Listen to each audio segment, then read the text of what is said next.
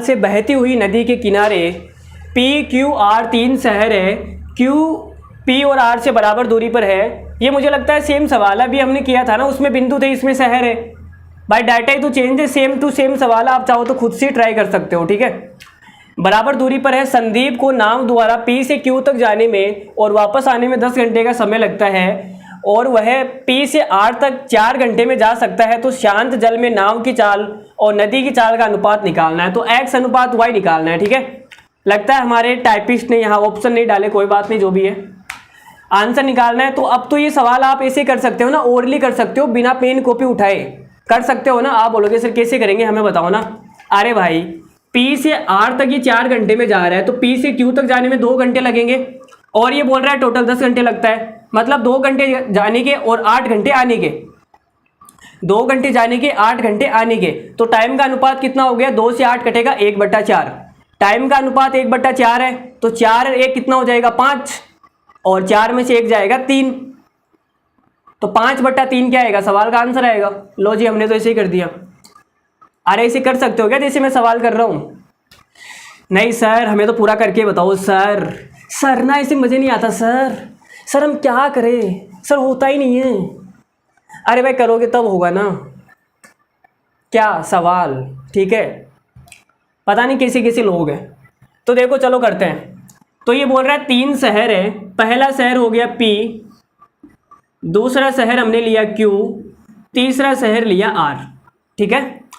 अब आपको क्या करना है, 3 शहर हो गए, जो Q है वो P और R से बराबर दूरी पर है। लो जी, बराबर दूरी हो गई, ये डिस्टेंस क्या है, बराबर है। अब सवाल में बोला है कि संदीप जो है, मुझे लगता है आपको ये संदीप का नाम पसंद नहीं आया, कोई बात नहीं, अपना नाम लिख लो ना यार, अपना नहीं तो उसका लिख दो ना, जो भी है। चलो क्या लिखे बताओ, जो आपको नाम पसंद है बताओ क्या नाम। चलो मेरा ही लिख देता हूँ मैं, तो हमें तो भाई हमारा नाम ही पसंद है, ठीक है। तो P से Q तक जाने में 10 घंटे का समय लगता है। अच्छा, P से Q तक जाने और वापस आने में 10 घंटे लगता है, तो P से Q तक तो जाएगा और Q से P तक वापस आएगा, तो टोटल जो टाइम लगेगा वो कितना लगेगा, आप बोलोगे मां साहब 10 घंटे का टाइम लगेगा, जाने और आने में 10 घंटे का टाइम लगेगा।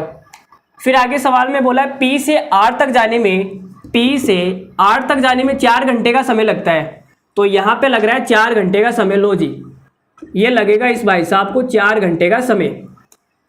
अब आप मुझे बताओ P से R तक जाने में 4 घंटे लग रहा है, तो P से Q तक जाने में कितना टाइम लगेगा। आप बोलोगे सर दूरी आधी हो गई ना, आधी हो गई तो 2 घंटे लगेंगे, यहाँ 2 घंटे और यहाँ भी 2 घंटे, भाई दूरी तो समान है ना।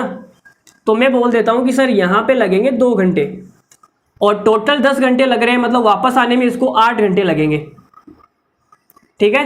तो हमें क्या मिल गया, टाइम मिल गया ना। देखो सेम दूरी है, P से Q तक 2 घंटे में गया और Q से P तक 8 घंटे में वापस आया, तो डिस्टेंस क्या है, फिक्स है। अब जब डिस्टेंस फिक्स होती है तब स्पीड और टाइम का जो अनुपात होता है एक दूसरे का उल्टा होता है। टाइम का है 2/8, मतलब कि 1/4, तो स्पीड कितनी हो जाएगी, आप बोलोगे सर स्पीड हो जाएगी 4/1। अब जो ज़्यादा है वो तो हो जाएगी x + y और जो कम है वो हो जाएगी x - y, ठीक है।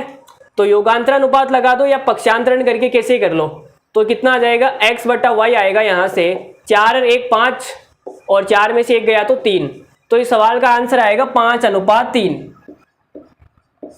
ठीक है। सवाल में पूछा है शांत जल में नाव की चाल 5 और धारा की चाल 3,